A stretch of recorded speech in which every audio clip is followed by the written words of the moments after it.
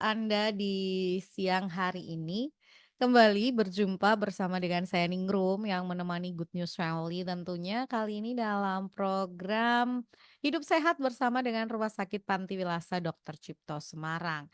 Dan di siang hari ini kita akan ngobrol-ngobrol. Jadi buat Anda yang mungkin mau nanya tentang seputar kesehatan gitu ya, informasi-informasi kesehatan boleh banget ngobrol barengan dengan kita di siang hari ini ya. Di jam 12 ini sampai tuntas nanti. Jadi, yang mau WhatsApp boleh gabung dengan baik itu apa yang kita bahas dengan tema kita siang ini ataupun enggak, gitu ya. Boleh ya, WhatsApp-nya di 081225225949 atau 081575800949. 081575800949 atau 081225225949. Nah, saya sudah terhubung melalui aplikasi Zoom siang hari ini bersama dengan Dokter Claudia yang akan ngobrol barengan dengan kita di program kita hari ini. Selamat siang, Dok. Halo Mbak, selamat siang. Oke. Apa kabar, Dokter? Ya, puji Tuhan baik Mbak. Iya, ini Ini dokter lagi bagaimana? Mhm. baik. Dokter di rumah sakit atau Ini lagi di Jaka Klinik Mbak, waduh, nyambi. mengganggu nggak nih waktunya? Tapi nggak apa-apa lah ya. Nggak apa-apa, nggak apa-apa. Oke. Nah, kita mau angkat satu tema, ini sebetulnya sering dihadapi, cuman seringkali banyak, apa ya, banyak kayak mitos faktanya gitu ya. Nah, tema kita hari ini adalah gondongan. Betul ya, Dok? Betul. Ini kan soalnya lagi rame deh kayaknya sama Oh, di anak sekolah yang gondongan. oke. Kalau ini nggak sih, Dok, lagi kasusnya yang datang ke klinik, mau ke IGD atau mau ke Poli lagi banyak? Kebanyakan sih biasanya ke klinik dan ke poli ya, jarang ke Mhm, IGD biasanya mmm, oke. untuk yang gondongan. Nah, kalau gondongan itu sendiri apa sih, Dok? Karena kan kita taunya cuman wah gondongan nih gitu ya. Nah, secara medis mungkin bisa dijelaskan dulu deh oleh Dokter Claudia, ini apa sih gondongan itu? Sebenarnya gondongan itu bahasa medisnya namanya parotitis ya. Parotitis itu artinya peradangan di kelenjar air liur kita. Jadi gondongan itu secara garis besar memang adanya peradangan di kelenjar air liur kita. Itu. Oke. Jadi sebetulnya sama kayak misalnya kita kena, apa, radang di tenggorokan gitu ya, ada peradangan di tubuh di bagian apa, ini sebetulnya ini sebetulnya sama peradangan, cuman yang terkena adalah kelenjar air liur kalau si gondongan ini, Dok? Betul, iya. Terus biasanya sih karena gondongan ini ya karena virus ya biasanya. Lebih sering karena virus, jarang yang karena bakteri. Tuh, Oke, biasa disebabkan banyak virus. sebabnya karena virus. Nah, si gondongan ini kenapa jadi kayak apa ya, eee, kemudian karena kan ada mitos faktanya gitu ya. Saya ingat betul waktu kecil gitu, ya kan kalau kita ngomong gondongan itu kita otomatis senyum gitu ya karena dulu kecil gitu ya, jujur zaman saya itu kan masih yang aduh kecil saya itu orang tua masih yang begitu gitu kan, dikasih biru-biru gitu. Iya betul, itu pasien juga sering tanya, "Dikasih biru-biru nggak, Dok?" Saya aja baru tahu biru-biru itu apa ya, Bu. Pas saya searching, astaga, ya ya ya, kayak kayak apa ya, bukan bedak ya, tapi kayak krim-krim biru gitu ya ditaruh di pipi anaknya. Jadi biru-biru itu ya Good News Family kalau mungkin Anda pendengar nggak tahu dan Anda mungkin generasi yang sekarang nggak paham. Dulu itu zaman dulu, itu ada namanya orang menyebutnya blau. Blau itu apa sih? Jadi kayak kotak-kotak kecil yang fungsinya dia itu untuk mencuci baju sebetulnya. Untuk mencuci baju. Nah, kalau anak gondongan karena nggak tahu itu kenapa katanya karena kan bengkak tuh si pipi, gitu ya. Betul betul, Itu Mbak, betul. beliau itu dicampurin pakai air sedikit, terus diolesin di pipinya, gitu. Nggak tahu tujuannya apa, tapi pasti gitu. Betul. Iya, pasien juga rata-rata nanya, "Itu berfungsi nggak, Dok?" Saya pertama pikir, "Apa ya itu blouse ya, Bu?" Pas saya lihat, waduh, lucu ya ternyata. Padahal Malah nggak bikin ada jadi hubungannya.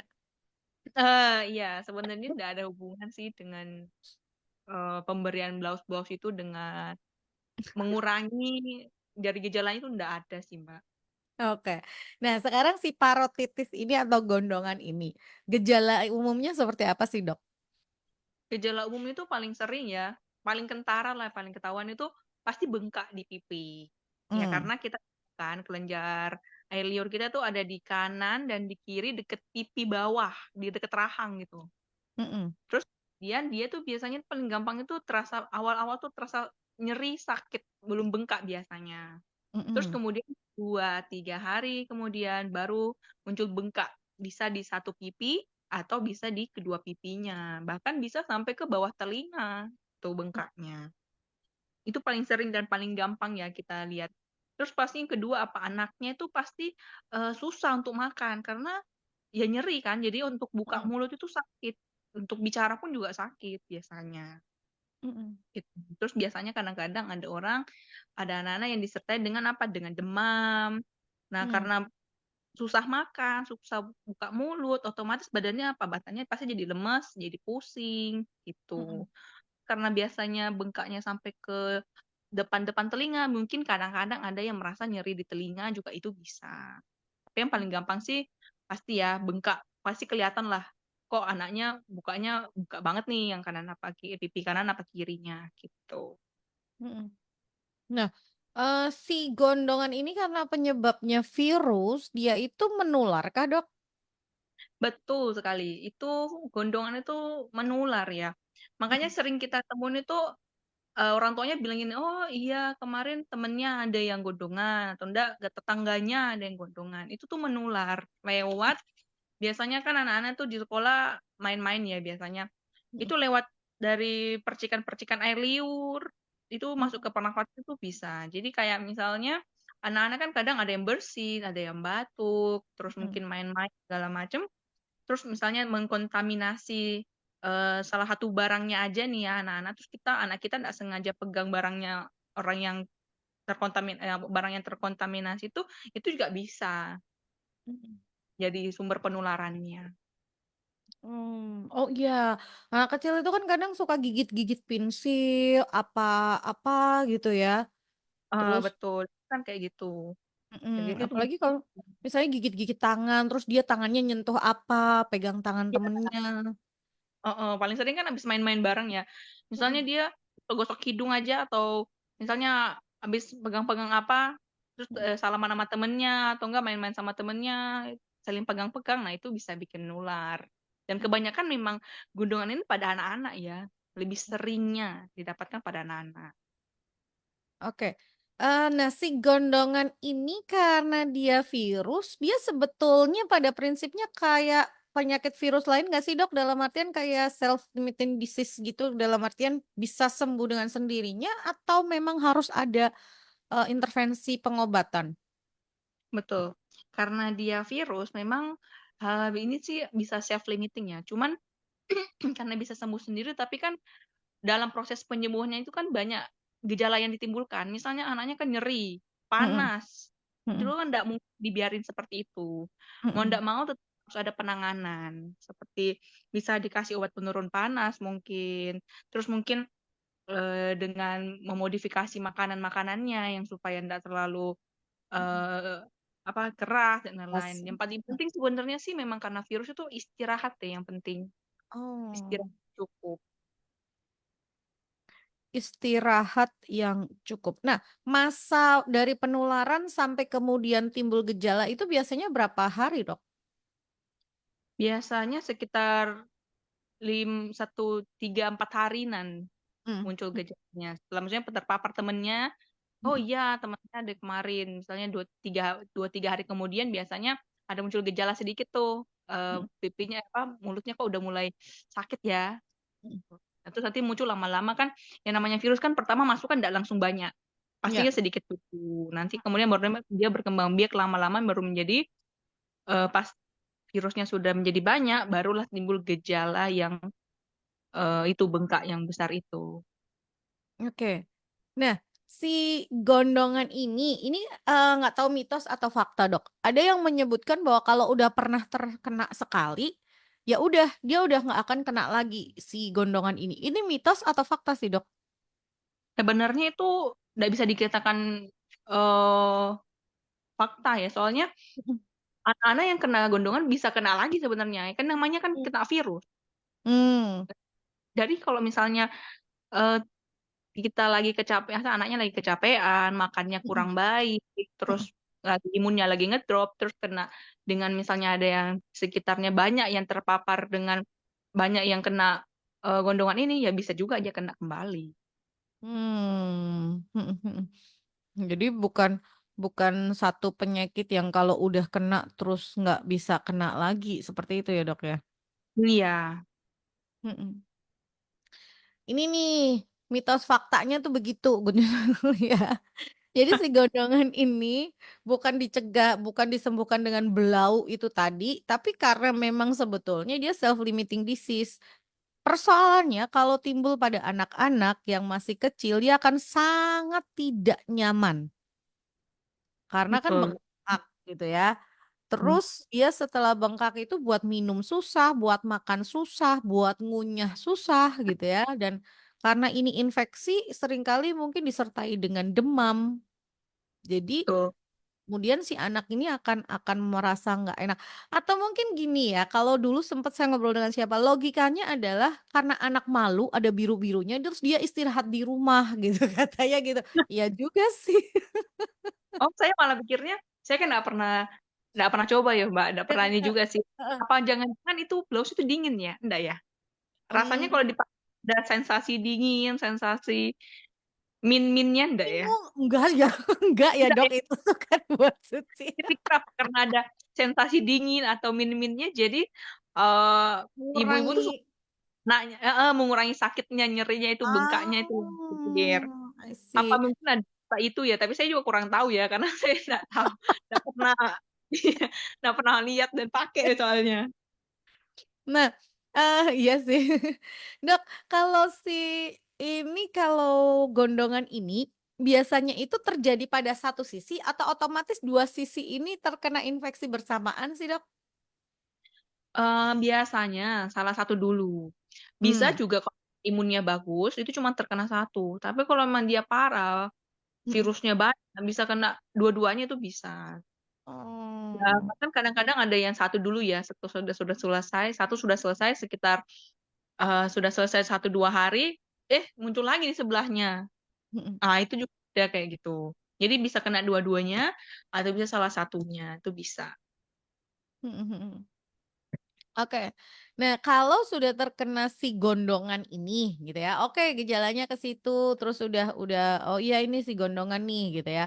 Apa sih yang harus dilakukan, Dok? Yang bisa dilakukan untuk mengurangi si gejala dan, penyebab atau mungkin kan ya namanya itu ketidaknyamanan lah ya, sehingga si anak ini masih bisa tetap membangun imun gitu ya, makannya bisa bener, minumnya mungkin atau apapun untuk bisa dia tetap karena kan tetap ya imun tubuhnya dia harus baik dulu gitu kan untuk biar bisa sembuh.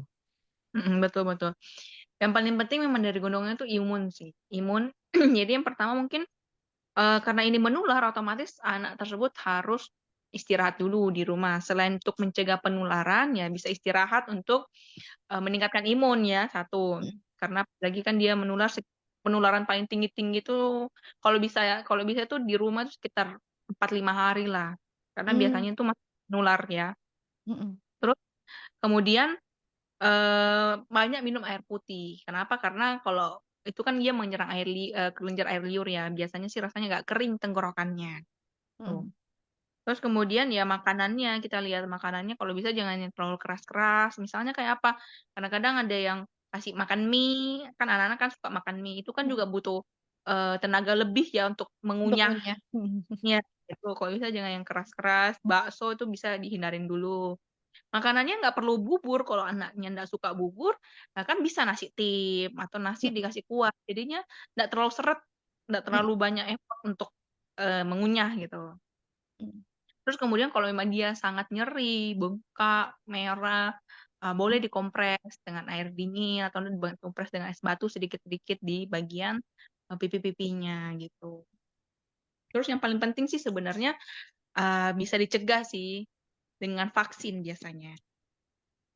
Vaksinnya tuh ada vaksin MMR, cuman, dengan vaksin itu nggak bisa mencegah 100%, cuman bisa mengurangi, gejalanya. Ada Mhm, beberapa anak jadi kalau misalnya sudah vaksin, kadang mhm, kan ada orang tua kan sudah vaksin kok anaknya kena, ya bisa, cuman kalau kita bandingkan dengan anak yang nggak vaksin mungkin gejalanya lebih kurang, lebih sedikit, mhm. ini, lebih nyerinya mungkin lebih sedikit atau enggak bengkaknya nggak sampai lama banget gitu, kalau yang sudah vaksin. Nah, ini tuh, jadi kayak, apa namanya, vaksin sekali lagi ya, ini harus punya pengertian yang benar gitu ya. Vaksin itu bukan berarti nggak mungkin dan nggak bakalan kena, tetapi dengan adanya vaksin, minimal tidak separah kalau si anak nggak vaksin, gitu loh. Betul betul. Karena kadang-kadang orang keliru, "Lah udah vaksin kok masih kena," gitu ya. Tadi seperti Dokter Claudia sampaikan, tapi minimal gitu ya, minimal minimal tidak separah dengan seperti anak yang nggak vaksin gitu. Nah, jadi kalau misalnya penularan harus dicari tahu juga gitu ya, ini dari mana nih gitu ya. Oh dari sekolah, oh dari ini gitu ya. Gejala umum yang timbul tadi adalah bengkak, demam, bisa sampai ke sakit kepala ya, Dok? Bisa bisa sampai sakit kepala itu kan soalnya kita pas buka mulut aja tuh kadang rasanya tuh kepalanya jadi kayak ketarik ya, karena kan Mhm di bagian otot-ototnya juga kena ya, jadi kaku semua. Jadinya anaknya beneran bisa bilangnya pusing mah gitu. mhm mhm mhm. Oke. Jadi yang utama adalah istirahat yang pasti. Istirahatkan dulu si anak 4 sampai 5 hari di rumah, terus kemudian, eee, baru kemudian si anak ini bisa kembali ke sekolah misalnya, seperti itu. Terus, Betul. Kak, tanda bahwa si anak harus dibawa ke fasilitas kesehatan atau ke dokter, itu pada saat seperti apa sih, Dok? Itu biasanya kalau misalnya anaknya bener-bener rewel, bener-bener terus panasnya dia tinggi ya, bisa sampai 39, terus kemudian, rewel banget karena kesakitan banget ya, kesakitan banget mau nggak mau tetap kita harus kasih obat, supaya anaknya tuh bisa tenang, bisa istirahat. Karena kalau dia rewel banget, kesakitan banget juga dia nggak akan bisa tenang, nggak bisa istirahat, makannya pun semakin berkurang, itu malah bisa mungkin memperparah. Jadi kalau misalnya anaknya semakin rewel, panasnya tinggi, makannya bener-bener nggak bisa, bener-bener kalau dicoba makan sedikit, nggak mau, bener-bener nangis-nangis terus. Nah itu kalau gitu alangkah baiknya untuk diperiksakan dulu, supaya mungkin bisa ditambahkan beberapa obat agar anaknya bisa terasa lebih nyaman. Oke, jadi kalau memang, si anak ini benar-benar kesulitan untuk memasukkan sesuatu lah ya ke dalam mulutnya gitu, karena memang buka mulut sedikit aja sakit gitu kan, Betul. pusing, terus bengkak yang parah seperti itu ya, bawa deh ke fasilitas kesehatan untuk diberikan obat-obatan, yaitu untuk minimal kayak pereda nyeri, pereda demam seperti itu ya, Dok, ya? Iya, biasanya dikasih itu, untuk bisa Oke, lebih nyaman anaknya, heeh. eee, ini biasanya. Nah, kalau yang sering kali ditemui, kasus yang ditemui, pada anak usia berapa sih, Dok? Gondongan ini sering banget, tapi orang dewasa bisa kena nggak? Bisa, orang dewasa bisa, cuman sedikit, memang lebih rentan banget pada anak-anak, ya terutama pada anak yang umur sekitar 5 sampai 9 tahunan. Setelah umur 9 tahun ke atas mungkin bisa kena, cuman agak kurang, kemungkinan untuk kenanya dibandingkan anak-anak yang usia 5 sampai 9 tahun. Mhm, oke.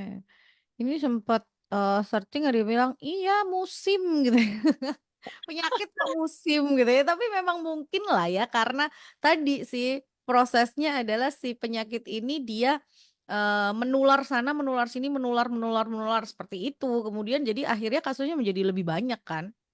Betul, itu soalnya kan anak-anak juga ya nggak ngerti, maksudnya untuk sering cuci tangan apa segala macam, apalagi kan umur 5 6 tahun kan masih yang suka main-main bareng, masih ibarat kata belum terlalu banyak mengerti ya, kalau dikasih tahu, "Ini harus ini dulu, jangan pegang sembarangan," apa segala macam, kan ya mereka ya namanya main ya asik sendiri ya. Nah Mhm. itu yang paling sering bikin, eee penularan. Makanya tuh paling banyak umur-umur segitu ya, 5 sampai 9 tahun. Kalau makin 5 dewasa makin mengerti, mhm. Iya, karena kalau semakin dewasa mungkin karena tadi ya, semakin mengerti apalagi sekarang setelah setelah, corona gitu kan, orang sekarang udah pakai masker gitu kan di mana-mana. Jadi yang dewasa-dewasa ini juga imun tubuhnya sudah lebih kuat dan lain sebagainya. Nah, Dok, kalau pencegahan tadi selain vaksin, ada yang lain yang bisa dilakukan nggak sih biar untuk membekali anak-anak ini pada saat mereka mungkin sekolah atau seperti apa? Karena kalau 5 sampai 9 tahun itu artinya anak-anak masih di usia dasar banget gitu ya, mereka masih TK, SD, seperti itu. Betul, karena ini ya virus, berarti yang pertama yang perlu kita pencegahan itu dari imun anaknya ya, bisa dari Mhm. makanan, makanannya tetap harus ya bergizi seimbang ya. Kalau bisa jangan terlalu banyak yang jajan-jajan yang di luar itu, kalau bisa tetap karbo ada, protein ada, lemaknya ada, dengan buah-buah atau seratnya juga harus ada, supaya itu kan kalau gizi kita terpenuhi itu imun kita juga bagus. Nah, itu salah satu bisa dicoba tuh pertama dari makanan anaknya, kalau bisa, tetap yang bergizi-bergizi yang diberikan ke anaknya. Kedua, yaitu kalau bisa, anaknya diminta jangan jangan terlalu sering kalau main-main itu harus, jangan sembarang masukkan mulut ke tangan-tangan atau barang-barang ke mulut, karena itu bisa jadi salah satu sumber infeksi, sumber penularannya. Kemudian kalau bisa anaknya sudah agak besar, bisa mengerti, kalau sebelum makan, sebelum apa, harus cuci tangan dulu supaya eee, menghindari penularan terhadap Mhm. dirinya. Oke, perilaku hidup bersih, hidup sehat itu benar-benar harus ditanamkan juga gitu ya ke anak-anak pada pada saat mereka masih, kecil, cuci tangan sebelum makan, terus hindari gigit-gigit jari atau misalnya gigit-gigit barang-barang seperti itu gitu ya. Atau kalau memang sadar anaknya lagi sakit, ya udah diistirahatkan di rumah atau misalnya gunakan masker, seperti itu juga ya, Dok, ya? Oh iya betul, dengan gunakan masker juga tuh salah satu bisa membantu. Dengan kadang-kadang karena Mhm kalau misalnya kita lihat makannya kurang mungkin atau, mhm. kok kegiatannya kok akhir-akhir ini banyak ya, misalkan anak-anak kan sekarang ada yang sekolahnya lama, sore baru pulang, bisa mungkin ditambahkan dengan beberapa vitamin, ya Mhm. nggak usah setiap hari, cuman kalau misalnya lihat anaknya kok banyak kegiatan, apa, mau tambahin vitamin ya boleh, itu kan juga karena kan dari makanannya mungkin kurang ya, bisa dibantu dengan vitamin. Walau vitamin itu bukan, utama ya, sebenarnya itu cuman tambahan, utama tetap, namanya makanan, tuh. Oke. Nah, kalau si, gondongan ini kadang kan orang menganggapnya kayak sepele, "Alah gondongan," gitu. Tapi bisa nggak sih, Dok, dia me apa ya, menjalar ke mana atau seperti apa? Atau bisa jadi lebih berat dibandingkan hanya sekedar gondongan yang biasa kita tahu? Mhm, itu bisa. Jadi gondongan itu bahayanya gondongan sebenarnya dia tuh ada beberapa orang bisa terkena faktor terkena efek samping dari gondongan misalnya maksudnya. Jadi Mhm kadang itu gondongan bisa yang paling sering terjadi itu biasa pada laki-laki.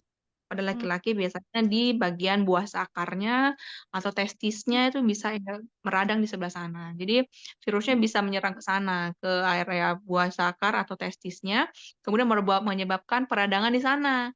Karena peradangan di sana ya berarti yang bengkak, nyeri, sakit ya di bagian testisnya itu dan buah sakarnya itu. Mmm. Itu yang paling sering. Yang paling berbahaya lainnya karena itu di eee, bagian wajah ya, bisa Mhm. juga ke area kepala kita, ke bagian otak juga bisa menyebabkan radang, infeksi di bagian otak itu bisa. Cuman lebih sering itu terjadi di, testis itu, peradangannya di testis atau di buah sakar. Oke.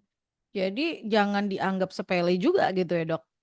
Betul, itu yang ditakutkan dari gondongan sebenarnya itu, Mmm. eee yang menyebar ke daerah bawah, ke buah zakar atau ke testis anak-anak kita.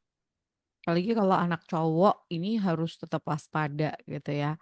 Kalau Betul. misalnya memang sudah terdetek, oh ini gondongan gitu ya, ya udah cepet-cepet perbaiki imun tubuhnya seperti tadi yang disampaikan oleh Dokter Claudia gitu ya.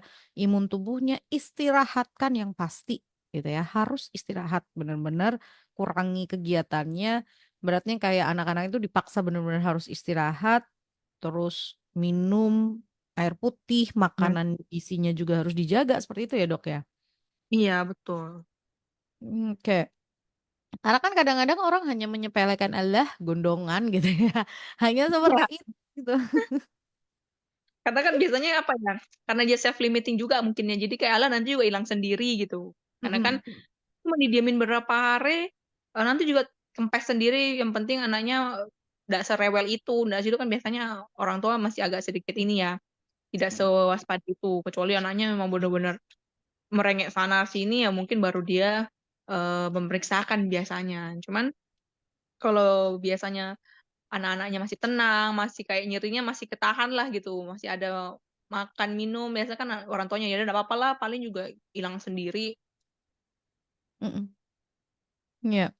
Jadi memang kadang orang tua hanya menyampaikan, "Alah gendongan nanti kan juga hilang sendiri." Tapi kalau ini tidak diimbangi dengan tadi perbaikan kondisi imun tubuhnya, istirahatnya juga juga bisa jadi, tadi kan berbahaya karena ini sifatnya si virus ini gitu ya. Jadi kalau virus itu, tubuh itu butuh dukungan untuk bisa melawan virus. Seperti itu ya, Dok, ya? Betul sekali, betul betul, itu sangat pengaruh untuk Mhm. menyerang untuk membunuh virusnya kan tubuh kita juga ibarat kata kan lagi berperang ya. Mhm. Nah, tubuh kita juga harus bikin, bikin senapan atau apanya gitu untuk melawan virusnya. Nah, dengan cara ya itu, istirahat dan makan yang bergizi. Nah, jangan diabaikan, jangan disepelekan itu tadi gitu ya, dianggap biasa sehingga terus kemudian si virus ini jadi semakin lama untuk dibunuh gitu. Harusnya dalam fase tadi 4 sampai 5 hari bahkan maksimal 1 minggu ini sudah selesai gitu ya, Dok, ya? Betul, biasanya seminggu untuk bisa Oke, hilang total. oke. Nah, eee, ini ada pertanyaan yang bagus. "Selamat siang, Dok. Untuk gondongan itu bengkaknya kadang-kadang kan sampai bengkak banget ya, Dok. Itu bisa langsung hilang atau dia akan hilang bertahap sih, Dok, si bengkak ini?" Terima kasih. Ini Oke, pertanyaan bagus sih. bagus ini, bagus. Mhm.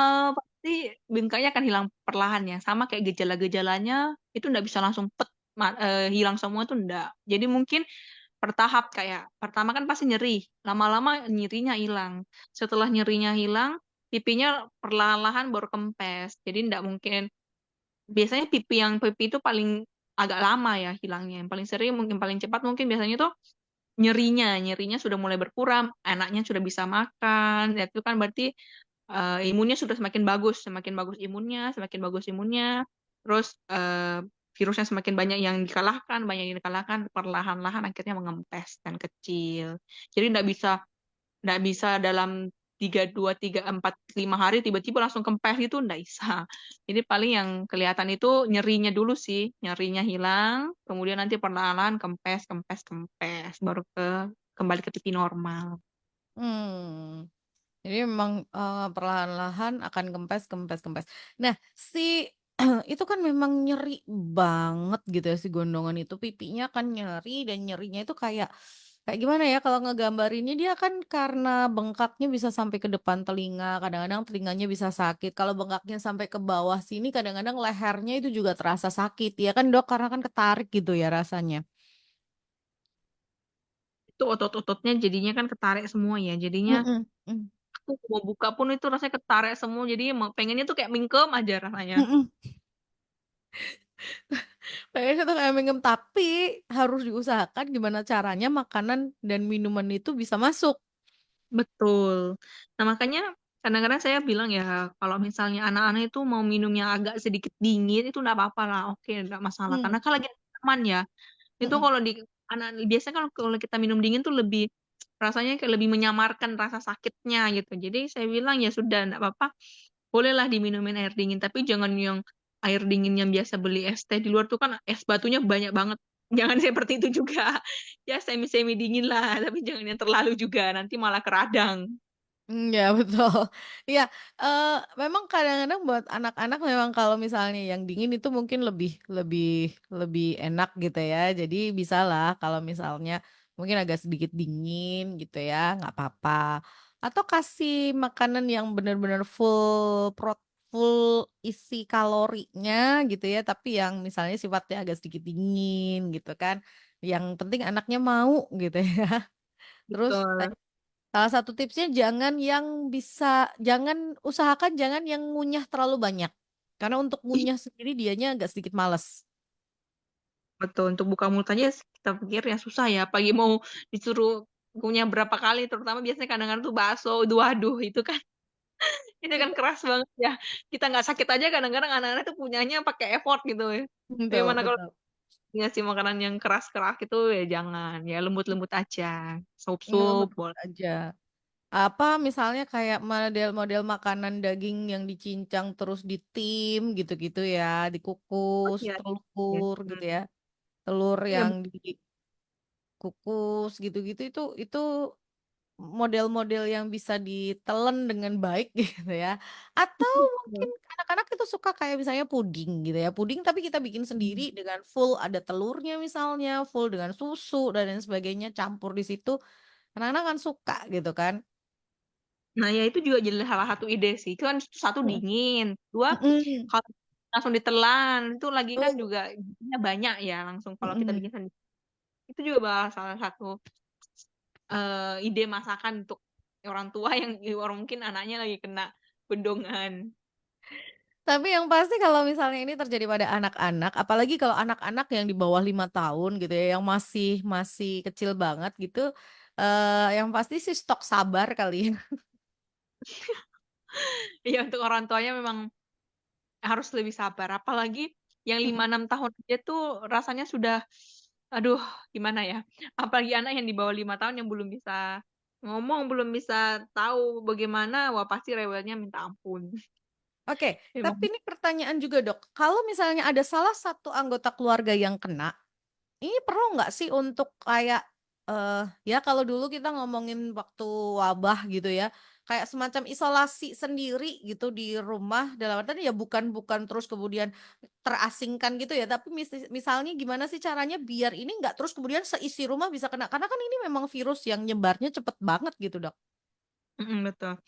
Ini seperti tahu kita kan pertama tahu ya paling sering terjadi kan pada anak-anak. Jadi untuk orang tua kemungkinan, lebih Iya bisa ya? mudah lebih orang tuanya ya Mhm, sebenarnya. Bahaya yang kasihan itu kalau dia tuh saudara tuh deket-deketan, misalnya heeh, mhm, kakaknya, adiknya, nah itu kemungkinan tertularnya juga cukup tinggi. Nah, mhm, otomatis yang lagi sakit kemungkinan bisa dibantu dengan misalnya pakai masker dulu, mungkin memisahkan tempat tidurnya dulu ya, kalau misalnya tidurnya bareng, itu dipisahkan dulu selama berapa seminggu. Tapi tetap bisa didampingin orang tuanya, bukan sendiri yang kayak Covid gitu kan dia bener-bener sendiri terisolasi tuh enggak. Bisa, mhm, eee, yang penting itu mungkin tempat tidurnya ya dipisah dulu, terus kemudian paling alat-alat makannya dulu. Boleh makan bersama, boleh, cuma kan ada jarak mmm, dengan si Kakak. Kemudian Kakaknya tuh harus, imunnya harus bagus. Jadi yang mmm, Kakak ini harus ekstra makannya harus bagus, jangan sampai kecapean, itu. Jadi ya Kakaknya juga harus dijaga imunnya. Karena kan sebenarnya kalau imunnya bagus, kemungkinan untuk tidak tertular juga ada. mmm, Bisa tertular asal imunnya bagus, terus, eee, makannya baik. Nah, itu ndak mesti pasti tertular ya. Walaupun mmm. mungkin kemungkinan besar ya, cuman kan bisa dicegahnya dengan seperti itu sih paling. Istirahat, makan makanan yang bergizi, seperti itu. Istirahat heeh. Jadi pisahkan nggak apa-apa, tapi dalam artian pisahkan ini ya tadi, alat makan gitu ya, terus ambil jarak lah ya, kalau misalnya dia batuk atau ngomong pakai tadi, gunakan masker misalnya seperti itu, terus yang anggota keluarga yang lainnya ya imun tubuhnya diperbaiki. Iya, betul. Istirahat yang cukup, makan makanannya yang oke gitu ya, terus yang paling pasti sih memang, eee tadi sih istirahatkan gitu ya, dalam artian misalnya si anak udah sekolah, ya udah di rumah aja dulu gitu kan. Karena kalau anak sekolah itu selain berpotensi dia nularin sama temennya, yang kedua dia juga energinya dia habis buat yang macem-macem gitu ya, namanya anak umur segitu ya, nggak bisa buat tenang, duduk dan lain sebagainya, malah Mhm. justru nggak selesai-selesai nih si virusnya, nular sana, nular sana, muter lagi kemudian kalau kalau nggak diputus mata rantainya ya, Dok? Betul, betul.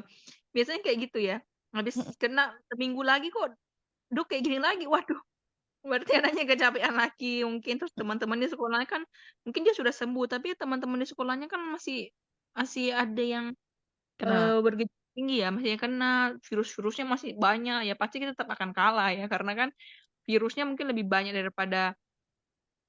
daripada imunnya. Ya bisa jadi masuk lagi, karena biasanya, "Iya baru 2 minggu yang lalu kok Dok kayak gini, kok ini gini lagi."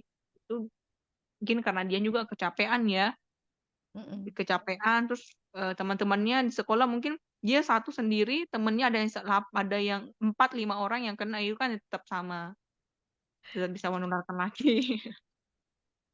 Jadi memang ini, standarnya 4 sampai 5 hari lah ya untuk istirahat, untuk memulihkan Mmm, kondisi sampai benar-benar sembuh total. Tapi kalau bisa dikatakan sembuh si virus ini sampai dia bengkak itu kempes atau sampai seperti apa sih, Dok?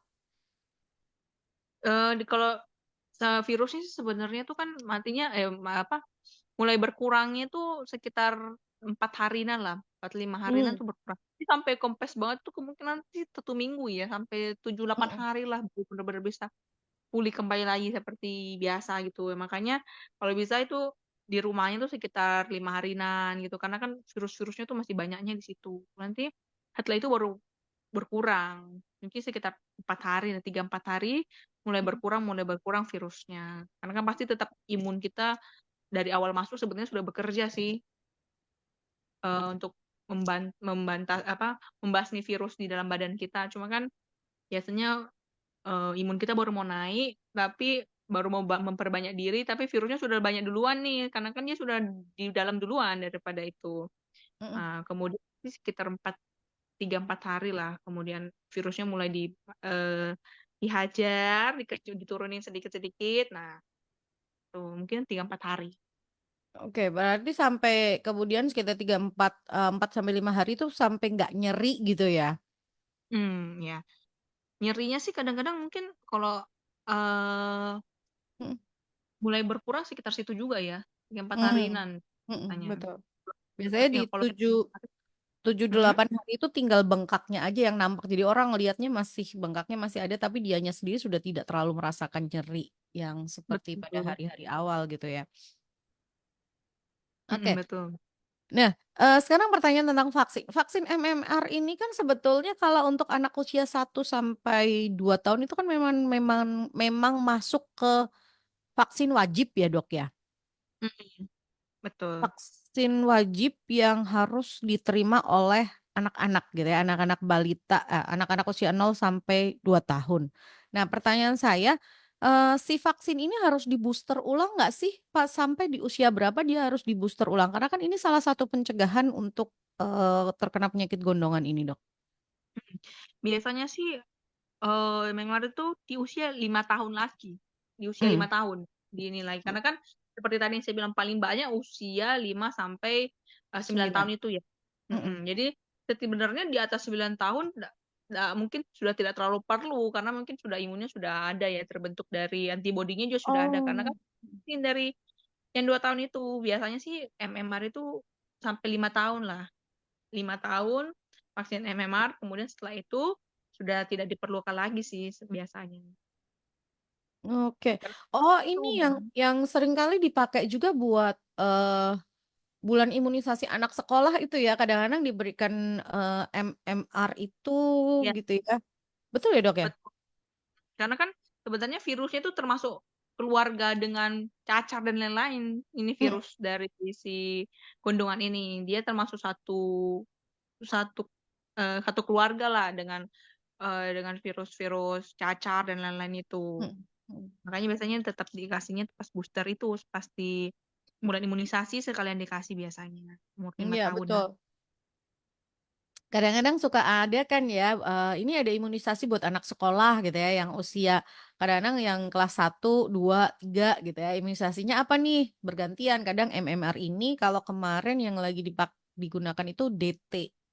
Mhm, Yang diberikan itu termasuk salah satu usaha dari, pemerintah juga memfasilitasi memberikan booster gitu ya, penguatan imun buat anak-anak usia sekolah itu ya, Dok, ya?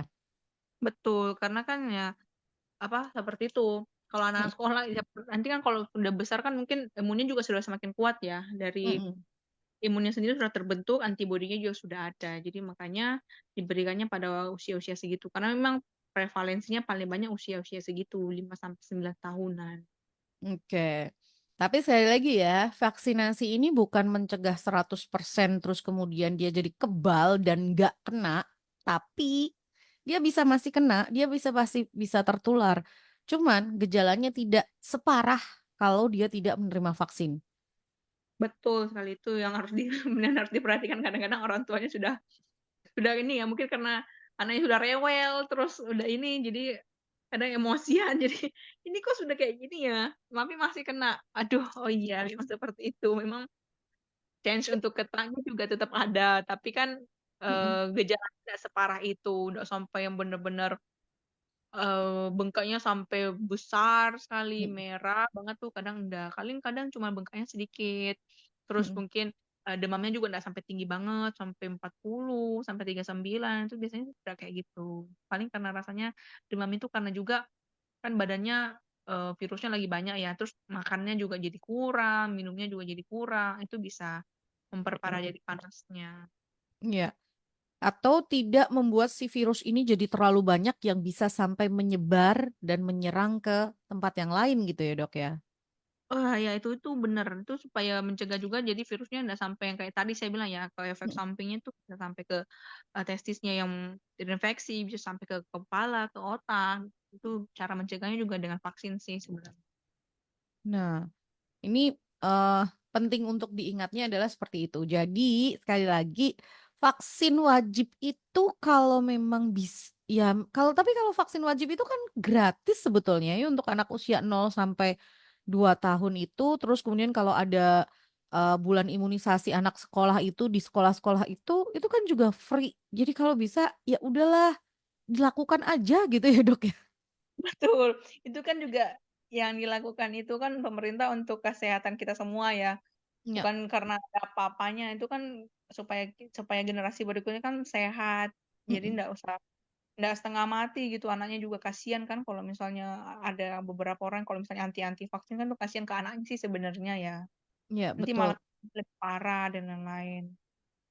Iya, karena kan memang, eee pemerintah itu sudah memfasilitasinya dan ini juga bisa diraih dengan dicari dengan gampang. Coba kalau dihitung harus vaksin sendiri itu berapa duit gitu ya keluar, padahal kan kalau berbiaya itu udah mahal banget satu Jadi vaksinnya deh. kita ya pakai aja. Betul.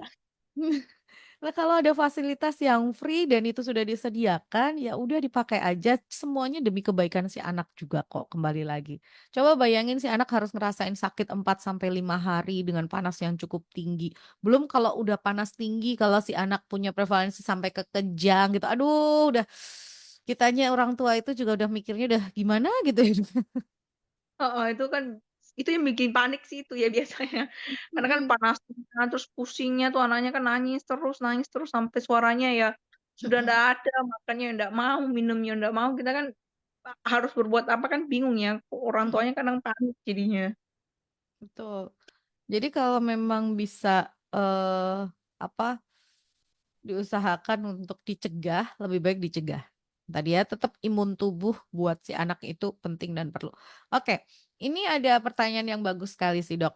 Selamat siang, Dok. Saya mau tanya, buat anak-anak usia 5 sampai 9 tahun, perlu nggak sih diberikan vitamin tambahan untuk kekebalan tubuh? Terima kasih. Oke. Iya itu bagus sih pertanyaannya ya, karena banyak banget orang tua yang pasti tanya, vitamin perlu nggak Dok?" Jadi yang seperti tadi yang saya bilang, sebenarnya vitamin itu hanya tambahan.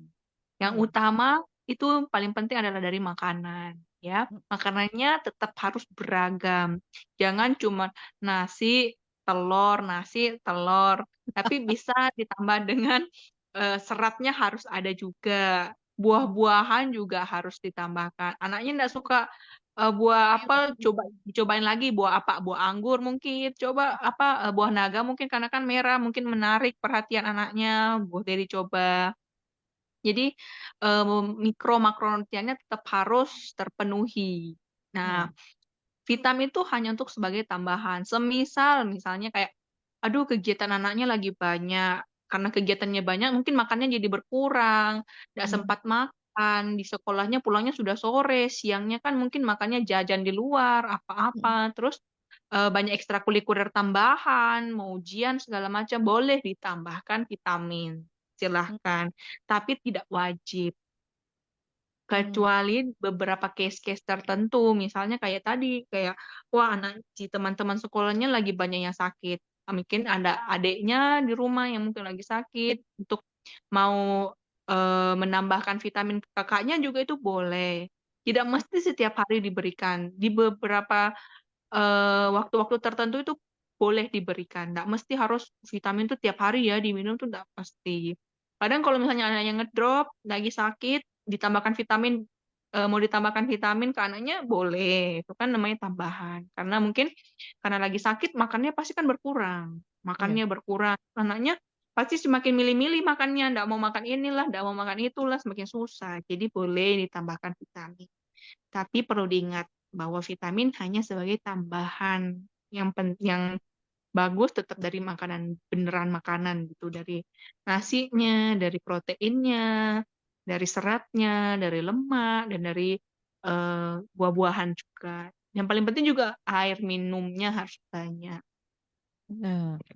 Ini yang harus, penting gitu ya untuk diingat. Tadi pertanyaannya bagus banget sih. Multivitamin atau vitamin buat anak itu kalau misalnya makannya udah bagus, ini nggak perlu sebetulnya.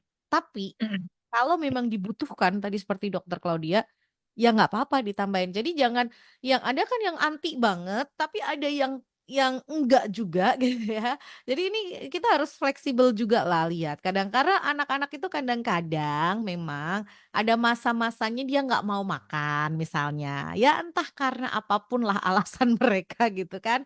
Kadang kita susah masukin serat, kadang kita susah masukin masukin sayuran, buah, dan lain sebagainya misalnya. Jadi gizi seimbangnya tetap harus diusahakan, cuman ini sebagai kayak booster tambahan, pendamping Mhm. tambahan. Tapi juga jangan kemudian ini mengandalkan si vitamin ini makannya sembarangan, juga jangan seperti itu karena si anak kan butuh bukan hanya kekebalan tubuh tapi juga butuh makanan nutrisi kalori itu untuk pertumbuhannya dia, betul ya, Dok, ya? Betul itu, biasanya kan itu yang membuat anaknya nggak makan nggak apa-apa, yang penting ada vitamin. Nah, Biasa biasanya itu yang salah kaprah. Anaknya jajan di luar apa, yang penting vitaminnya aja yang paling bagus dok, ya apa. Ya mhm, tapi kan sebenarnya keliru ya. Jadi iya. malah makanan utama itu rasanya kayak vitamin sebenarnya, padahal kan vitamin itu sebagai tambahan sebenarnya. Betul. Jadi harus dikenalin dulu kebutuhan si anak itu apa, kebutuhan si anak ini kan selain daya tahan tubuh juga pertumbuhannya juga penting gitu. Jadi makanan seimbang gizinya itu juga harus masuk, si multivitamin ini kalau memang diperlukan, dibutuhkan ya ditambahkan gitu kan. Jadi selain anak ini itu kompleks loh, dia itu selain bangun daya tahan tubuh, dia sedang bangun bangun, ininya, tumbuh kembangnya dia gitu ya. Ibaratnya Betul, pabrik itu yang diproduksi lagi banyak banget gitu ya, Dok? nah karena semuanya baru mau dibentuk ya. Kalau orang dewasa kan sudah terbentuk semua, tinggal maintenance. Iya betul. Kalau orang dewasa kan udah terbentuk semua, tinggal maintenance. Kalau si anak-anak ini apalagi mereka kan lagi banyak yang harus diproduksi, belum lagi mereka punya energi yang harus dikeluarkan untuk mereka sekolah, lari, dan lain sebagainya. Jadi, ya itu tadi, yang paling penting harus, orang tua tuh menjaga keseimbangannya. Nah, kalau ada lagi kita ngelihat situasinya nih, oh lagi banyak yang sakit A, B, C gitu ya, ya udah berarti kita harus seimbangin, si anak ini harus seperti apa. Tapi yang paling penting selain tadi makanan juga harus diingat ya, istirahat. Kadang-kadang orang tua juga lupa tentang hal itu buat anak-anak. Betul ya, Dok? Betul, itu istirahat apalagi anak-anak itu susah ya untuk istirahat itu umur-umur segitu kan lagi seneng-senengnya main ya. Iya, Siang-siang sudah tahu sama tetangga yang mana, mainnya di mana, itu kan nggak mau istirahat tidur siang itu paling susah itu anak-anak ya. Nah itu juga iya. harus diperhatikan. Atau malah justru orang tuanya yang bikin jadwal si anak kepadetan. Kadang-kadang dengan itu ya, ekstra Les, tambahan ya, ekstra gitu kan. Terus kemudian si anak ini sampai nggak punya waktu untuk istirahat. Nah, ini juga harus diperhatikan loh, anak-anak butuh loh waktu istirahat untuk membangun tubuhnya mereka. Iya ya, Dok, ya? betul, itu kan kalau dia istirahat kan itu pembentukan tubuhnya di situ kan juga, cepet ya. Ya. Jadi kalau memang sih, beberapa sekarang-sekarang kan lagi ngetren tuh les ini, tambahan Nah, ini, tambahan mhm, harapannya sih memang supaya anaknya ini ya, pinter atau ini ya, banyak banyak bisanya lah gitu kan, bisanya les gitar, les vokal, les apa, les matematika gitu. mhm. Cuman ya itu, biasanya anak capek. Nah, karena capek itu biasanya imunnya juga jadinya ngedrop. Nah. Sekali lagi mereka butuh keseimbangan gitu ya. Ya bukan berarti menambahkan kegiatan itu nggak baik. Baik, sangat baik, tetapi harus ada keseimbangan, si anak ini juga butuh istirahat, mereka juga butuh membangun imun tubuh, membangun bodinya mereka gitu ya. Jadi, sebagai orang tua yang memberikan dan mengatur gitu ya, karena anak-anak ini kan pasrah ya sama orang tuanya. Jadi kalau orang tuanya yang ngatur itu ya kita harus perhatikan sampai sedetail semuanya itu gitu. Harus ngitung-ngitung yang lainnya gitu, jangan sampai kemudian kita memaksakan misalnya sehingga si anak malah justru nggak punya waktu buat istirahat dan lain sebagainya. Oke Dok, terakhir dari apa yang kita bahas di hari ini, kesimpulan tentang gondongan ini Dok, boleh disampaikan sebelum kita akhiri program ini? Oke. Ya, yang perlu ketahui kan tadi gondongan satu itu dia menyerang ke saluran kelenjar, air liur ya, kelenjar air liur yang sebelah kanan dan kiri, sehingga makanya gejalanya bisa bengkak. Pertama pasti bengkak di bagian leher kanan kiri. Terus kemudian yang penting itu, dari penyebabnya. Penyebabnya kan semua sudah tahu bahwa itu adalah virus. Jadi penting sekali yang namanya untuk anak-anak itu meningkatkan imun tubuh. Imun tubuh meningkat dengan cara apa? Yaitu tadi istirahat yang paling penting. Kemudian kedua dari makanannya, tetap harus makan yang gizi seimbang, mengurangi makanan yang jajan-jajan di luar, terus kemudian itu tadi, menjaga kebersihan, tetap itu dengan cara mungkin, sering cuci tangan, terus kemudian anaknya kalau di sekolahnya lagi banyak itu juga memakai masker, itu tetap menjadi salah satu cara untuk mencegah. Dan kalau memang anaknya sudah kelihatan rewel, sudah benar-benar, kesakitan, segeralah ke dokter untuk diperiksakan dulu. Nanti jangan sampai, karena mikirnya ini biasa, hal biasa, nanti malah belakangnya kenapa-kenapa. Terus yang paling penting juga apa, vaksin. Mhm. Sehingga tidak terjadi, efek samping yang tidak diinginkan nantinya akibat gondokan ini. Iya. Orang ngomongnya gondongan terus, "Alah gondongan," tapi ternyata ada efek samping yang cukup berbahaya, jangan disepelekan ya. Kalau Anda membutuhkan layanan kesehatan, datang langsung ke Rumah Sakit Pantiwilasa Dr. Cipto Semarang di Jalan Dr. Cipto.